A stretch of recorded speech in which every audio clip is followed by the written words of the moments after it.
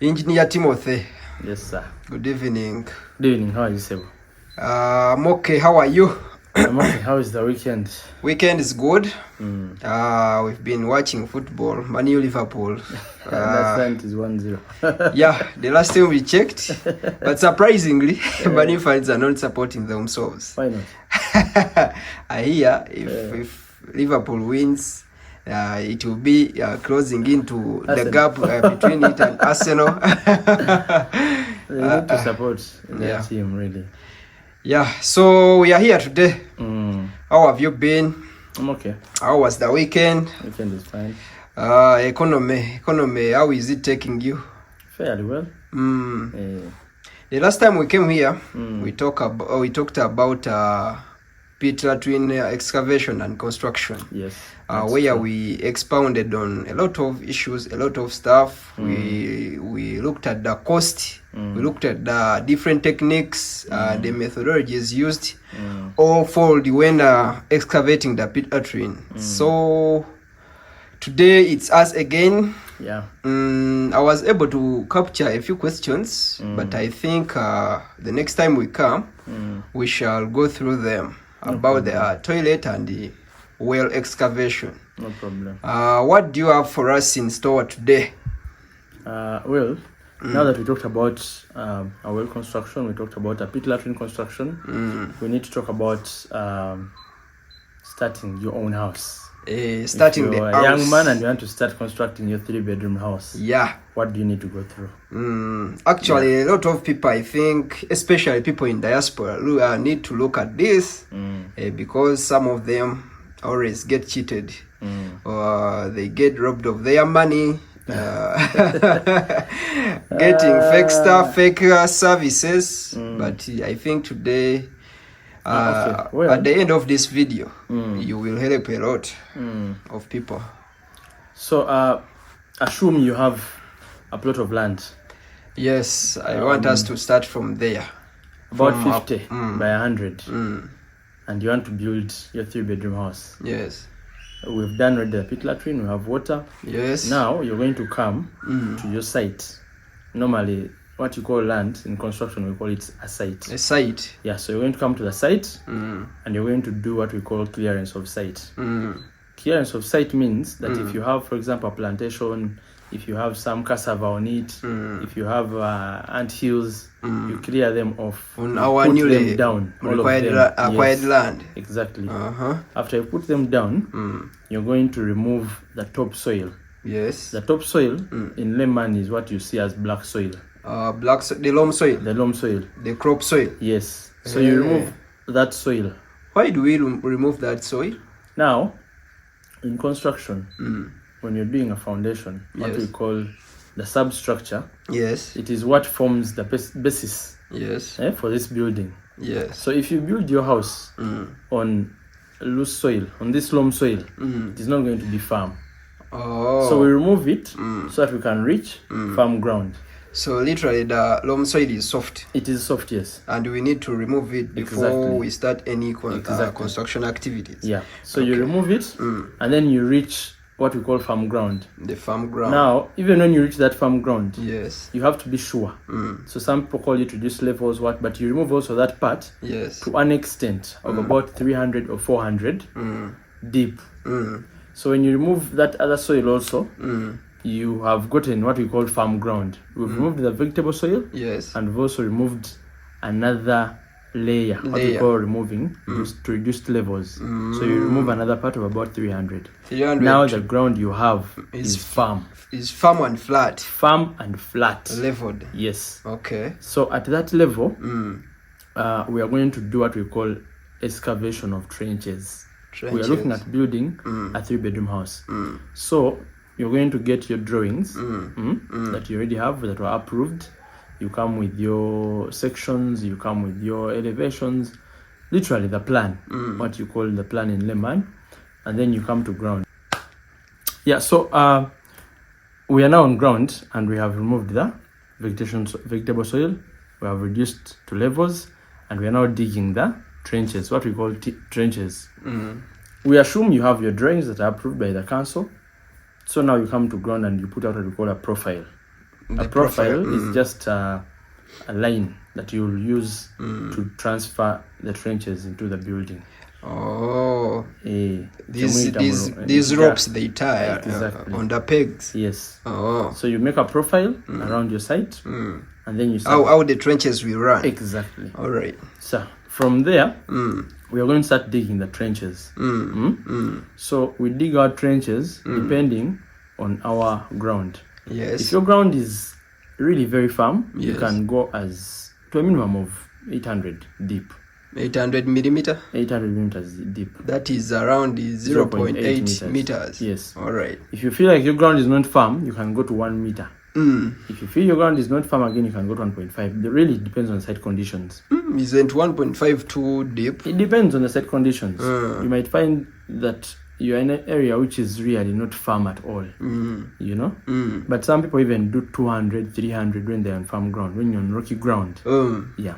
All right. So after you've done the trenches, now you're going to do what we call blinding. When we're doing our Peter we talked about blinding. You're going to do blinding, which is just concrete. You level the trenches properly. Then from there, you come and do your walling. This walling in the foundation is called plinth walling. Yes. Plinth walling in Uganda chimuyita omusingi. Omusingi. Yes. So you do your plinth walling in header bond. Oba ekisenge ky'omusingi, that is the plinth wall. Because people might get confused between the actual trench, which is also called omusingi in the layman's language, and then the plinth wall. Yeah. Yeah, so it was me omusingi. Now we are building ekisenge ky'omusingi. Yes. Which is built in header bond, ekisenge ky'omwenda. Yeah.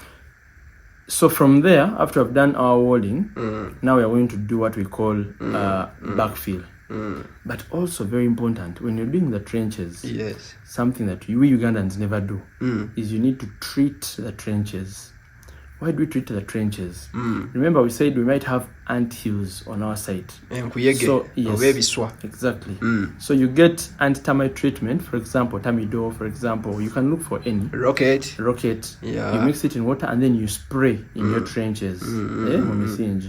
So that in case you spray all around. You spray all around on the bottom and on the sides of the trenches. Yes. So that in case you had an ant hill that did not die in the process of excavation, yes, it does not come back in the house. Or in the future to disturb you. Hey. You know, of course, you've seen houses where and then that's the reason. That is exactly Africans have it that it's witchcraft. No, it is not witchcraft. Hey. You need to treat the trenches so that you kill all the termites in the foundation. All right. If you don't do it, you will be in your sitting room and you start seeing ant hills somewhere popping up in the corners. Hey. Yeah, but if we do that, yes, you're good to go.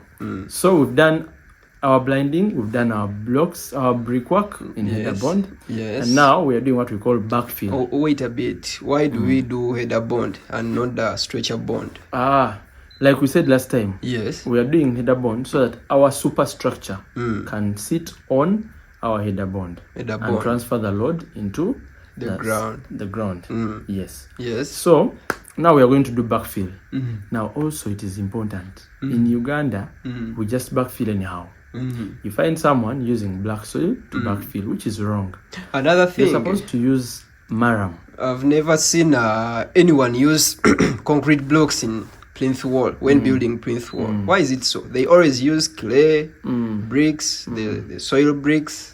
Why don't they use the concrete blocks instead? Now that's a very good question. Yes, we use first of all clay bricks because like we said last time in our pit latrine, they are good with water. That is number one. Number two, fundamentally in our Uganda it goes back to your money. The other brick is cheaper than the other one.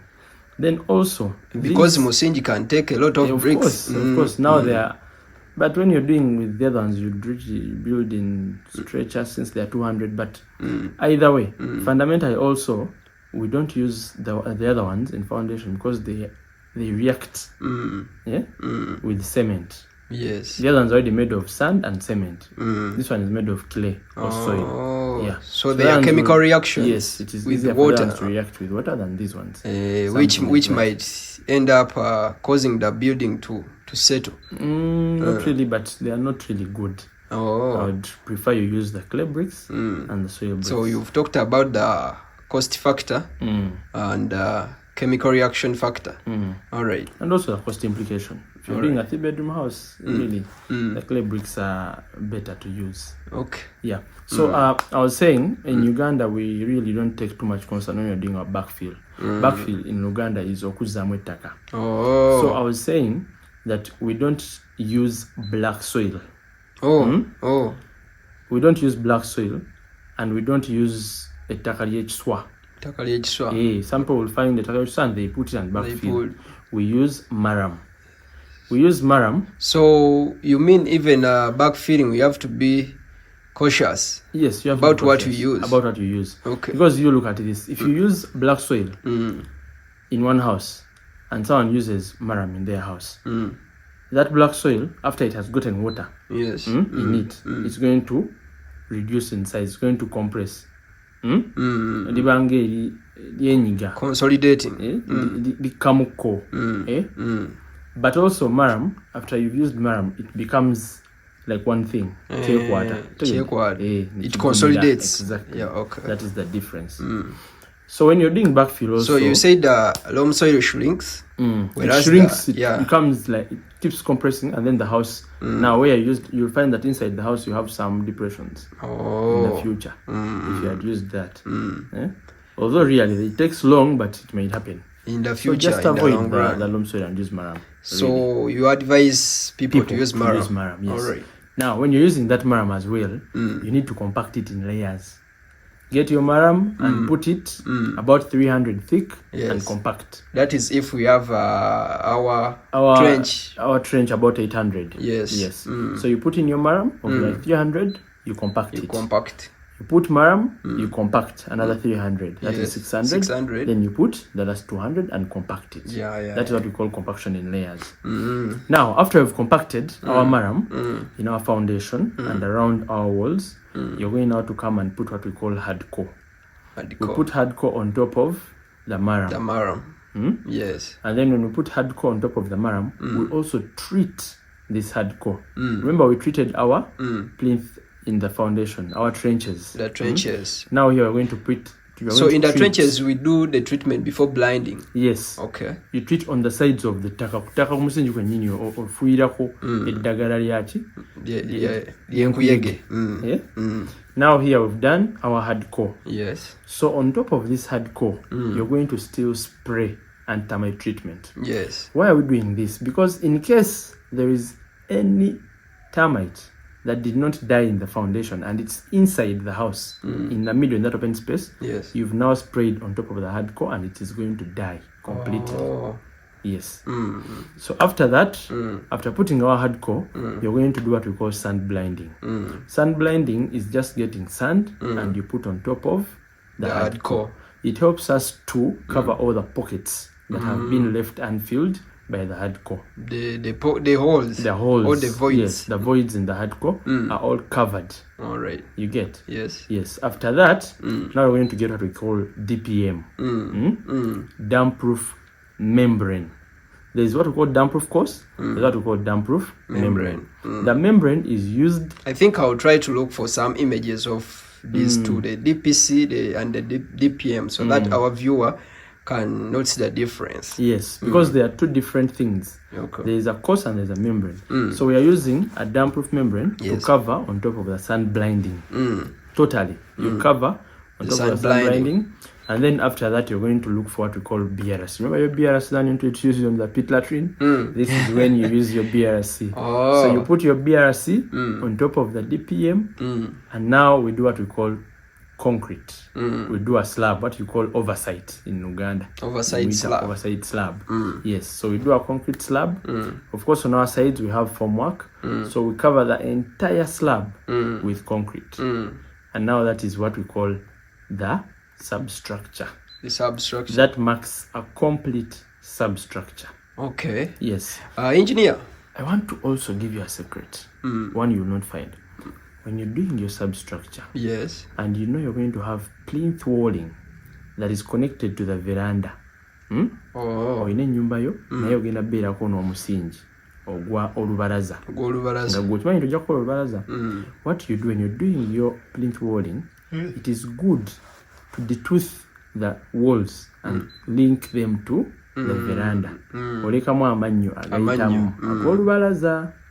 So that in the future, when you come back to do your veranda, in case you intend to do it in the future, you don't now do a straight joint. Omanyi olubalaza najja n'akonya bukonya ku musingi gulwe gwakoma ne wano tuleseemu amannyo so where you can insert the bricks. Yeah. Okay. And that will help you to avoid those cracks you see on people's houses. Yeah, I already see verandas detached from the main house. Exactly. Now you need to do that detoothing so that the wall of the main house is connected to the veranda. Hey, that's a nice trick. If they're not connected, you will keep seeing those cracks. Okay. Yes. The other thing I wanted to ask you about, do we have different types of foundations? Yes. Because I've seen some foundations where actually they put reinforcement in the trenches.